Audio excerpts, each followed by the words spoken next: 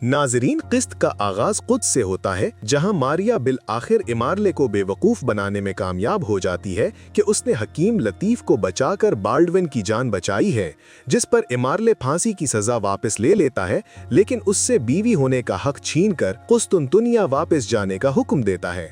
वो जैसे ही पलटती है, इमारले का सांस उखड़ने लगता है। वो तकलीफ से उसे पुकारता है, लेकिन वो खड़ी तमाशा देखती रहती है।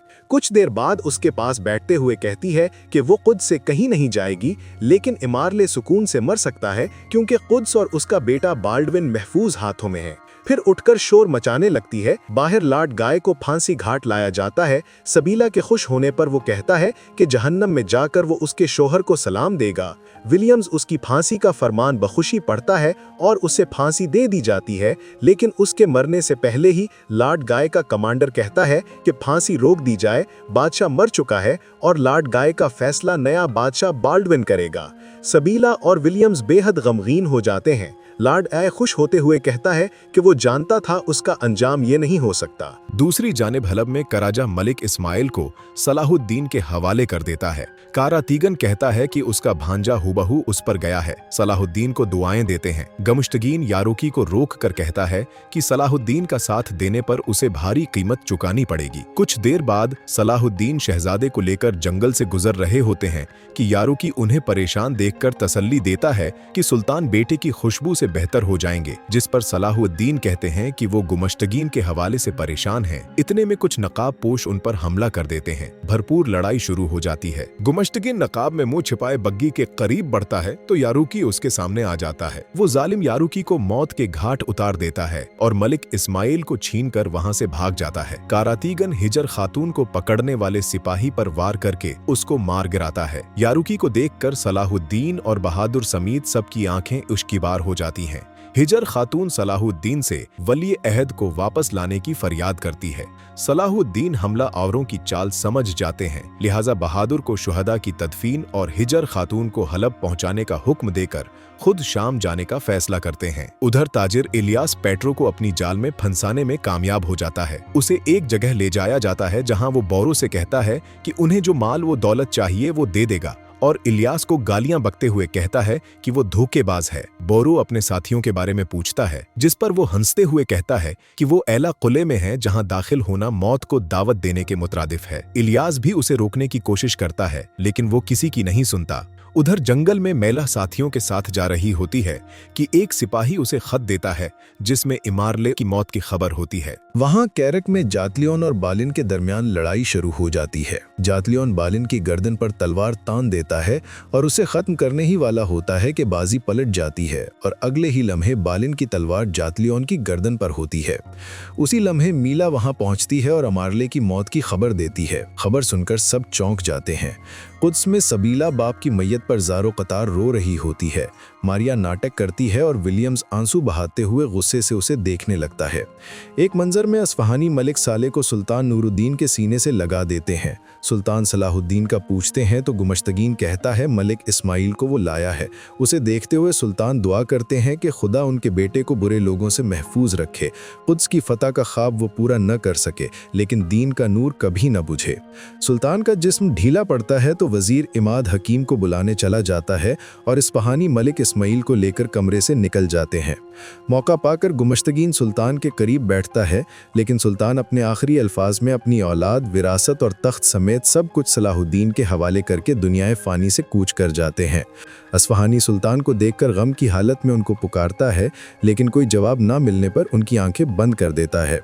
अस्फहानी के पूछने पर गुमश्तगीन कहता है कि सुल्तान सरगोशी कर रहे थे, वो कुछ सुन नहीं पाया और सुल्तान को देखकर मुस्कुराने लगता है। सलाहुद्दीन शाम में दाखिल होते हैं और मस्जिद में होने वाले ऐलान को सुनकर उनके कदम जम जाते हैं। एक शख्स जिहाद के मैदान के शेर और रोज़ा अक़दस के खिदमत गुजार हर दिल अजीज सुल्तान नूरुद्दीन की वफात का ऐलान करता चला जाता है। हर आंख अश्कबार होती है। सलाहुद्दीन महल में कांपते हाथों से सुल्तान के कमरे का दरवाजा खोलते हैं और उनके पास बैठते हुए ज़ारो कत्तार रोने लगते हैं। उनके हाथ का बोसा लेते हुए सलाहुद्दीन मेरे बाबा पुकारते चले जाते हैं और वादा करते हैं कि जब तक उनका बनाया हुआ मिंबर कुद्स में न लगा ले चैन से नहीं बैठेंगे। सलाहुद्दीन सुल्तान का चेहरा ढांपते हैं। इतने में गुमश्तगीन सामने आता है और कहता है कि मलिक इस्माइल अब से सुल्तान है, क्योंकि एक रियासत में दो सुल्तान नहीं हो सकते। ये सुनकर सलाहुद्दीन और सुल्तान के साथियों को बहुत गुस्सा आता है। सलाहुद्दीन उसे कहते हैं कि उसने मलिक इस्माइल को क्यों अगवा किया था, जिस पर वो कहता है उसने मलिक को अगवा नहीं किया बल्कि डाकुओं से बचाया है। सलाहुद्दीन गम और गुस्से से कहते हैं कि वो झूठ बोल रहा है और यारूकी का खून भी उसके हाथों पर है। इस्फहानी और इमाद यारूकी के कत्ल का सुनकर मजीद परेशान हो जाते हैं। सलाहुद्दीन कहते हैं कि वो गुमश्तगीन की तरह बदतमीज़ नहीं हो सकते कि सुल्तान की मैयत पर बहस करें, और सुल्तान की मैयत को देखते हुए वहां से चले जाते हैं। दूसरी जानिब बोरो एला किले के बाहर पहुंचता ही है कि बाज़ंतीनी सिपाही उन्हें घेर लेते हैं। महल के अंदर दाखिल होने पर वो महल की कोंत सायरा को देखकर हैरान रह जाता है। सायरा कहती है कि वो उसे अपनों को खोने के गम से दूचार करेगी। बोरो को जिंदान में बंद कर दिया जाता है। वो चीख रहा होता है कि अगर अली और तुराब को कोई नुकसान पहुंचा तो ये किला उनके सरों पर गिरा देगा, और वापस पलटता है तो एक शख्स को चादर में लपटा देखता है। कीरक में मैला जातलियून से कहती है कि इमारले के मरने के बाद वो एक नए दौर का आगाज करेंगे और वो उसकी वफादार बीवी बनकर रहेगी अगर वो सलाहुद्दीन को जिंदा या मुर्दा उसके पास लाकर अपना वादा पूरा करेगा। सुल्तान के कमरे में गुमश्तगीन मलिक से कहता है कि उन्होंने उसे बहुत बड़ी सल्तनत पर हुकूमत का मौका दिया है। इतने में कराजा खबर लाता है कि मुअस्सल का अमीर कायमाज आया है। कायमाज गुमश्तगीन से सुल्तान की ताज़ियत करता है, जिस पर गुमश्तगीन कहता है कि सुल्तान की मौत का दुख है, लेकिन वो जाते जाते एक बहुत बड़ी जिम्मेदारी उसके कंधों पर डाल गए हैं। दूसरी जानिब सलाहुद्दीन सुल्तान की कब्र के पास बैठे वो लम्हा याद कर रहे होते हैं जब उनसे आखिरी मुलाकात में उन्होंने कुद्स का जिक्र हसरत से किया था। सलाहुद्दीन अल्लाह की कसम खाकर कहते हैं कि वो उनका बनाया हुआ मंबर मस्जिद अक्सा में लगाए बगैर चैन से नहीं बैठेंगे। कीरक में मैला जातलियून की तैयारी करवाते हुए कहती है कि उसका मकसद अब से कुद्स में सलाहुद्दीन के दुश्मनों यानी लाडगाय और मारिया को मजबूत करना है, जबकि उनके दोस्त बालन को इख्तिदार से दूर रखना है। कुद्स में बाल्डविन मारिया से पूछता है कि उसके बाप को किसने मारा है। मारिया उसे कहती है कि अब के बाद उसकी आंखों में आंसू नहीं आने चाहिए, क्योंकि वो कुद्स का होने वाला बादशाह है और उसे लाडगाय को कैद से निकालना चाहिए।